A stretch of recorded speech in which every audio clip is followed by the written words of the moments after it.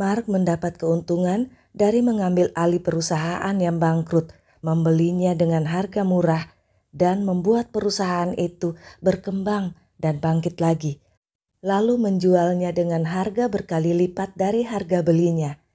Atau bila perusahaan itu berpotensi sangat menguntungkan, Mark tidak menjualnya, tapi meningkatkan produksi dan pendapatannya. Dari apa yang dilakukannya itu, Mark mendapat keuntungan uang, juga punya beberapa perusahaan. Cara ini dia pelajari dari Alana dan Andre. Karena Mark punya target dengan waktu mendesak, maka dia ingin mengeksekusi beberapa perusahaan sekaligus. Itu perlu biaya dan dana yang besar. Itu sebabnya Mark pulang ke ruang bawah tanah untuk mengambil akses keuangannya. Mark juga menggunakan black card-nya yang tak terbatas tanpa bisa dilacak identitasnya, karena pemilik black card hanya orang-orang tertentu yang sangat dilindungi privasinya. Masalah dana bisa diatasi, tapi sekarang ada pihak lain jadi saingannya dalam pengambil alihan perusahaan yang sama. Sejak dia mengambil alih perusahaan-perusahaan yang bangkrut atau pailit, dia tidak menemukan saingan. Tapi sekarang saingannya itu ada dan sangat ahli. Apa itu Alana? Mark tahu Alana juga melakukan hal yang sama. Tapi itu tidak mungkin.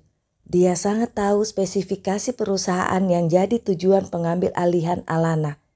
Itu sebabnya Mark memilih spesifikasi yang beda dari Alana, supaya tidak saling saing.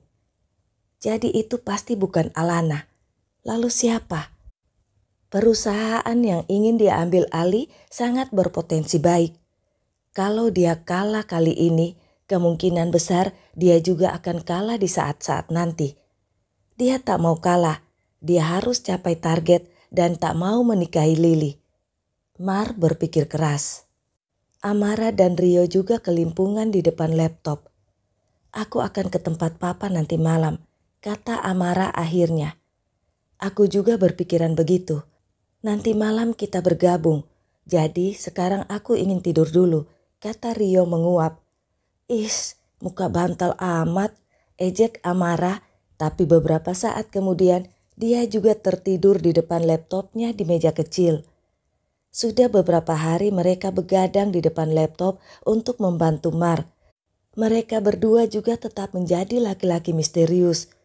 Itu sebabnya mereka merasa sangat lelah. Rio terbangun karena lapar. Dia melihat Amara yang tidur telungkup di meja kecil. Rio mengangkat Amara dengan hati-hati supaya tidak terbangun dan membaringkan Amara di ranjangnya. Lalu dia pergi membeli makanan dan kembali dengan cepat. Dia takut meninggalkan Amara sendirian. Dan saat tengah malam, Rio dan Amara sudah di kamar Mark. Kau yang membuat penutup kamar ini? Tanya Mark pada Rio. Gak mungkinlah kalau sendirian, berdualah dengan Ara. Jadi sekarang kita aman, tanpa cahaya secuil pun dari luar terlihat. Kalau si wanitamu itu masuk, dia takkan curiga, karena mengira ini dinding rumahnya. Kita aman sekarang, kata Rio dengan gaya sombong. Amara tertawa melihatnya. Sekalipun kita sudah aman, tapi tetaplah hati-hati. Nak, sudah dapat solusi? Tanya Mark. Makanya datang ke sini.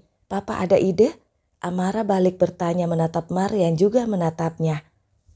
Di pikiran dua orang itu terlintas orang yang sama. Dion, kata Mark. Iya, Dedek. Dia pasti bisa kalahkan orang itu, kata Amara yakin. Dion? Maksudmu anakmu? Dia bisa atasi? Rio terkejut karena setahu dia, Dion terlihat sangat lemah. Bukan bisa, tapi anakku itu ahli, kata Mark dengan gaya bangga. Sekarang aku jadi paham kenapa dia diculik dan disekap oleh Pedro. Pasti itu alasannya. Masuk akal, ujar Rio. Paman juga tahu Dedek pernah diculik Om Pedro? Tanya Amara terkejut. Papamu yang cerita, jawab Rio terbatuk. Dia keceplosan lagi. Untung dia punya alasan masuk akal. Mark menatap Rio. Tapi bagaimana menjelaskan pada Dedek? Mereka kan tahu papa hilang. Mereka juga tahu Ara juga hilang. Hanya Om Maik yang tahu, Pak, kata Amarah. Mau gak mau Ara harus cerita pada mereka. Gunakan alasan yang sederhana supaya keberadaan papa tidak terungkap, kata Mark. Kenapa tak cerita jujur saja pada mereka? Itu lebih baik kan? Tanya Rio. Mark menatap Rio. Kau belum tahu mami mereka. Kau pikir dia tak akan kesini mengobrak-abrik Lily dan ayahnya? Dia tak kenal takut.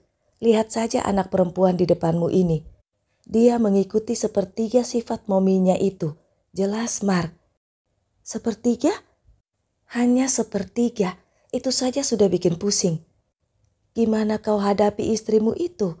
Dia pasti wanita hebat, kata Rio. Sangat hebat, sambung Mark cepat. Iya, mami sangat hebat sampai papa harus nikah dengan orang lain, sindir Amarah. Mark dan Rio terdiam. Jadi gimana nih? Apa kita lepas saja perusahaan satu ini? Kan perusahaan lain masih ada. Tanya Amarah memilih untuk mengalah. Jangan. Lagi-lagi Mark dan Rio bicara barengan. Kalau kita kalah kali ini, bisa jadi kita akan kalah juga saat nanti. Jadi tidak ada kata mengalah, apalagi kalah, kata Mark. Iya, tidak ada istilah mengalah dan kalah. Ara, kau pasti tahu karakter adikmu. Kau yang bicara padanya, kata Rio. Jadi tidak apa-apa Ara cerita apa adanya pada Dedek, tanya Amarah menatap Mark. Ara yang tahu apa yang terbaik nak, papa percaya padamu, kata Mark memeluk Amarah. 3, 2, 1. Si kembar tiga sedang fokus dengan penawaran mereka. Siapa penawar tangguh saingan kita itu? Apa ID-nya terbaca? Tanya Dika pada Dion. Awalnya ID-nya masih terlihat, tapi sekarang no name. Mungkin mereka sengaja menyembunyikannya. Apa mereka pemain baru? Dewa pun ikut bersuara. Kita yang pendatang baru, tapi jangan sampai kalah. Aku akan memikirkan caranya, kata Dion sambil mengambil handphone yang berbunyi. Iya Om, apa udah dapat? Dion langsung menjawab lalu terdiam sejenak dengan mimik serius. Apa? Siapa? Terdengar Dion bertanya. Dewa dan Dika yang menjadi penasaran mendekat dan menempelkan telinga mereka di dekat handphone Dion. Mereka ingin tahu. Ais, Kak Dewa dan Kak Dika apaan sih? Ini Om Maik. Tadi Dedek minta tolong cari sesuatu, kata Dion lalu menjauh dan keluar dari kamarnya dan masuk ke kamar Mark. Tak lupa Dion mengunci pintu papanya dari dalam.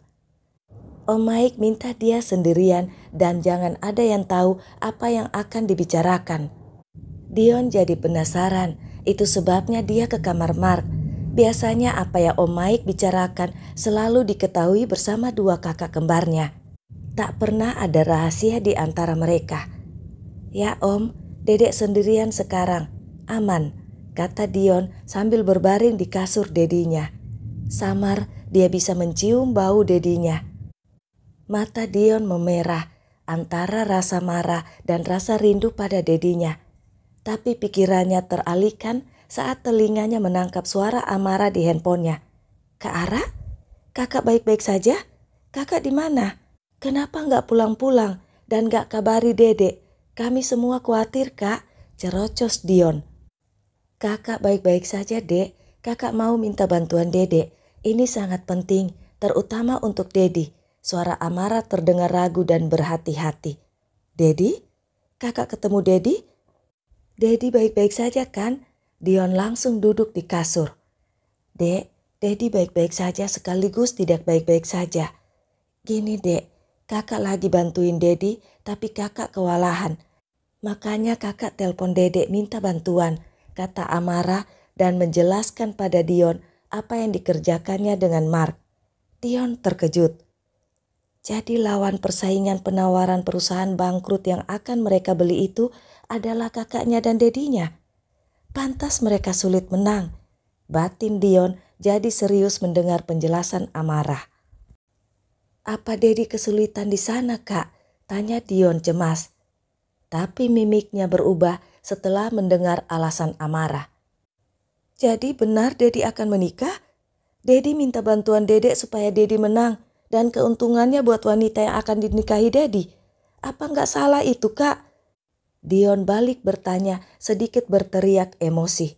Bukan begitu, Dek. Keuntungannya Dedi pakai supaya Dedi. Kakak membela Dedi. Kakak sudah dicuci otak oleh laki-laki itu. Lalu Dion memutuskan telepon itu. Dia sangat marah, tak mau mendengar penjelasan Amara secara rinci. Dia mengobrak-abrik kamar Mark dan keluar dari kamar itu dengan membanting pintunya dengan keras.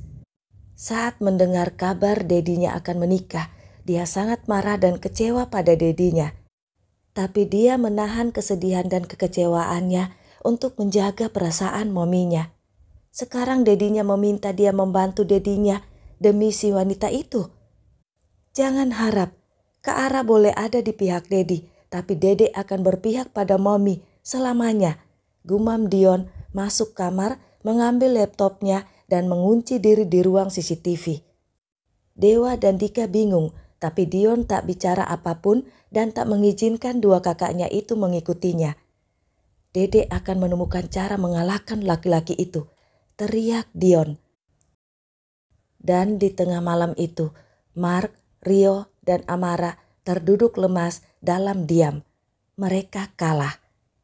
3 orang itu tak tahu kalau lawan mereka adalah Dion. Di ruang CCTV Rumah Putih, Dion meluapkan amarahnya. Dia mulai membalas dendam pada Dedinya. Dede akan buat laki-laki yang menyakiti Momi itu jatuh miskin dan sangat menderita.